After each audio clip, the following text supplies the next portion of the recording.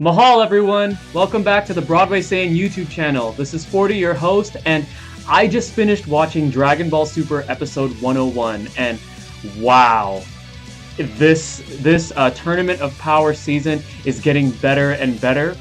Before you continue on with this video, please watch the episode first, as I will be covering some details that are spoilers.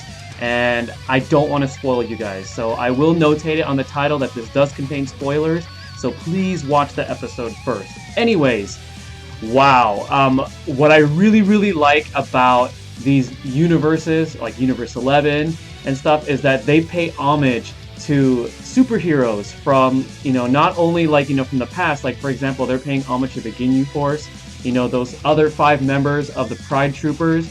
They're definitely paying homage to the Ginyu Force, and then them wearing that black and red spandex suit with the white boots is definitely paying homage to Super Sentai, which, if you guys don't know, I'm a huge Super Sentai Power Ranger fan.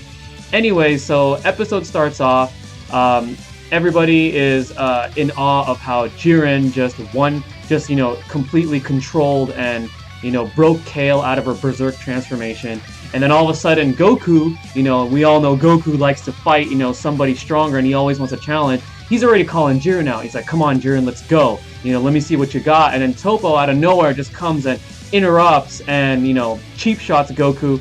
And then the interesting part of this is that Toppo tells Jiren, hey, let's let our other 5 members fight and take control while we recover. So they're kind of like strategically planning, hey, we should probably save our strength, especially for our stronger guys, and let, these 5 guys, take on, what the challenges that are presented before us right now. So they retreat, and then the 5 members, I know one of them is named Casserole, and the other one is Cocoette, which is the girl. I forgot the other 3's names, but they come in, they do their own poses and everything, they introduce themselves, and I love how all 5 of them have moves that are like justice this, justice that, like justice spin, or then the girl Cocoette does like a justice illusion where she creates another dimension that traps things in there, or she can even trap herself in there to protect herself.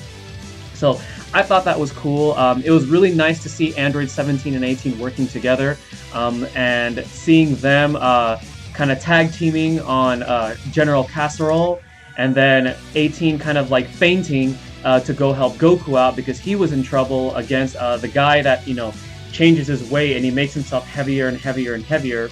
And then you see Android 17 kind of just like shrug off the Justice Bomber that Casserole threw with his energy shield.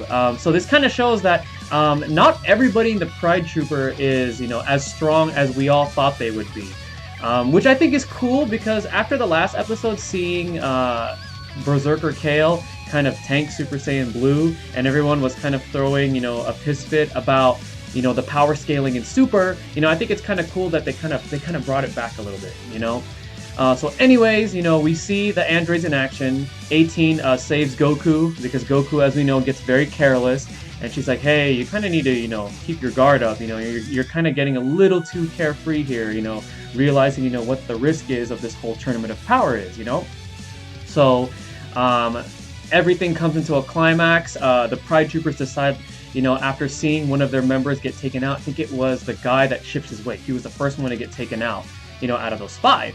And then they realize, oh shoot, we got to do something, let's change strategy, and we're going to attack the 2 warriors who are, that are the most under fire, that are struggling, with our onslaught.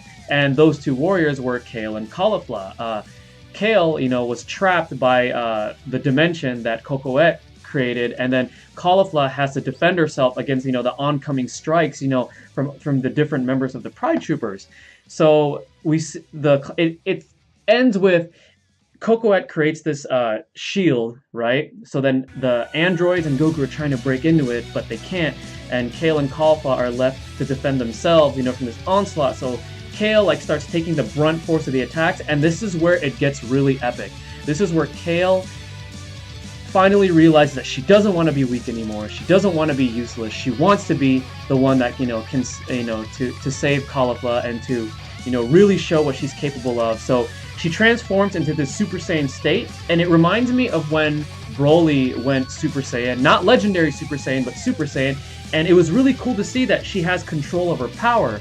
And then there's this epic beam struggle between Kale and Caulifla and 4 of the Pride Troopers, and then all of a sudden you see Kale go into her berserk state, and what's really cool about this is that she still has control of herself. This makes me like her even more, because I know a lot of people love Broly, but my issue with him is that he was kind of mindless. He was just always like, Kakaroto, Kakaroto, and then anybody who looks like Goku, you just go after them. At least this time we get somebody, you know, who pays homage to Broly, but at the same time has control of themselves. And for me, that that really gave me more interest into seeing how Kale will further develop, you know, in Dragon Ball. Anyways, 5 of the Pride Troopers get owned, so pretty much they're down to their last, I believe it's 5, because Vuon was taken out last episode, and then there's 5 that were taken out. And I think it was really funny how Cocoette was taken out, because after her comrades were taken out, she was gloating that, ha ha ha, I protected myself, you know, with this illusion barrier. And then 18 just kind of goes, well, I'll just toss that along with you. I thought that was great. And then we get to see who's going to be the next opponent, which is Rib Brienne.